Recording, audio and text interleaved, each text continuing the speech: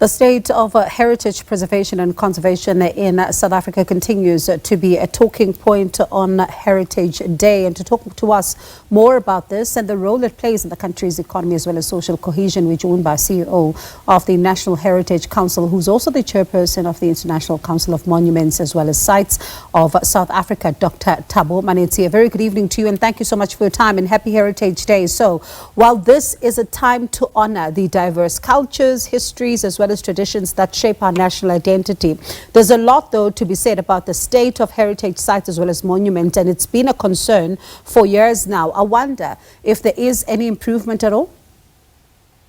Thank you very much for the opportunity, and indeed we are exceedingly delighted as the Heritage Council to tune in here and also to engage with yourself and the viewers.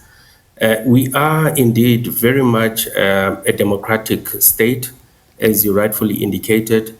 And for the past 30 years, really, we have seen the evolution of conservation management on the cultural landscape.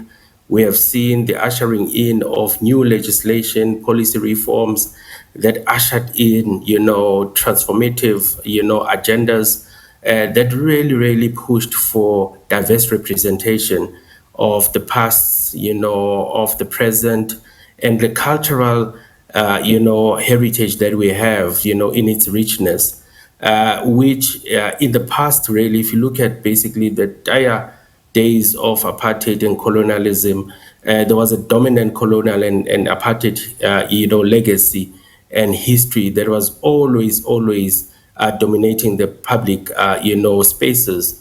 But what we see now, we've seen, changes that are coming through transformation to redress those past imbalances. I think what is important to note is that as these changes are happening, we see also that there is levels of reception, from members of the community and the public, basically embracing these new changes.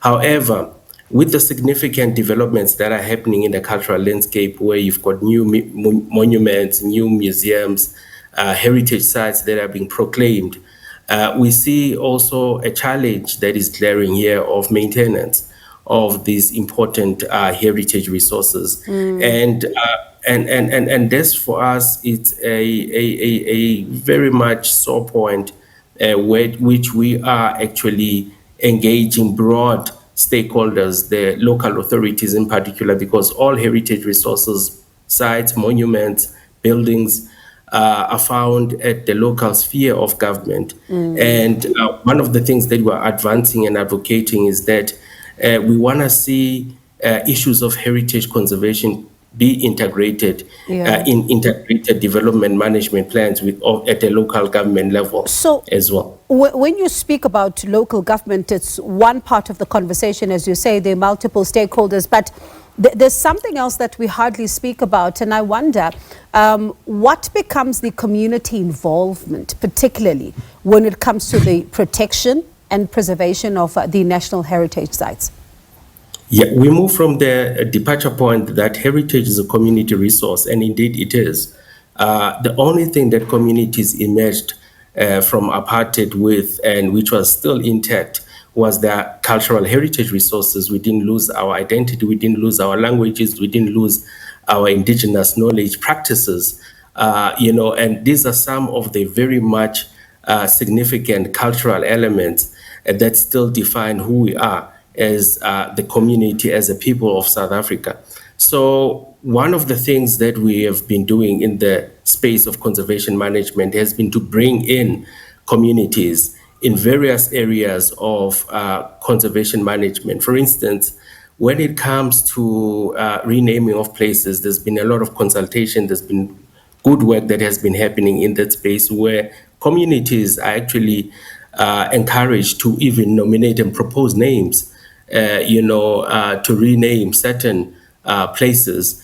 When it comes to, for instance, new monuments, communities are brought in and consulted to really, frame basically the narrative around these new monuments. When it comes to proclamation of heritage sites, communities are brought in to do their part and play a part in that, because the constitutional democracy allows for that. However, there's a lot of work that must happen in this space to educate members of society about their role in these processes. And that's where there is a bit of, lack, of really educating and empowering, communities about their rights, cultural rights, when it comes to conservation issues. There is, of course, as we speak right now, the debate that has re-emerged, and this is an ongoing one where we see the conversation around whether or not you do need apartheid monuments and statues still,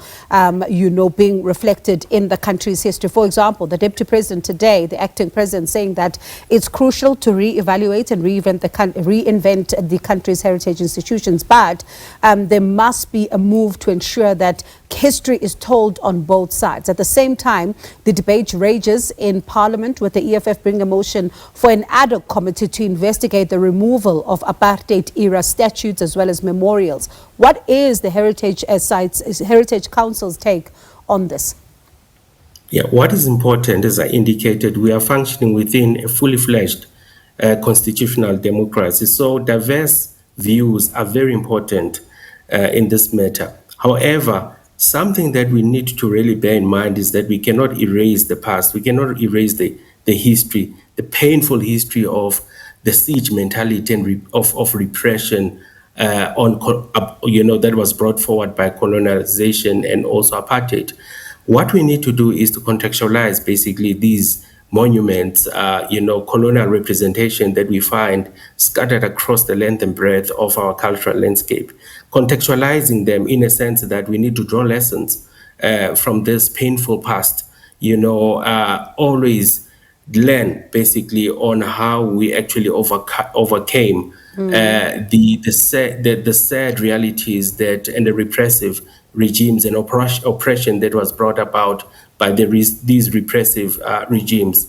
But we also have to say to ourselves that with this kind of learnings, we cannot actually repeat this history going forward. What we want to see is to engender a culture of change, change of attitude, behavior, to say to our current communities and current audiences that we have actually overcome this past, and this is the manner in which we need to also present it, juxtaposed new elements that were previously suppressed, that speak about our liberation heritage, for instance, that must be brought forward as well, juxtapose all this, sad histories of the past and legacies as well. So what is important here is to master diverse representation, and this is a process, it's not an event. It takes a lot of consultation, engagement with various sectors of society, various stakeholders within the cultural landscape and heritage conservation management value chain as well. All right. Thank you so much for your time this evening. Appreciate it. That was the National Heritage Council, of course, the Dr. Thabo Manetsi, who's also the chairperson of the International Council of Monuments and Sites of South Africa.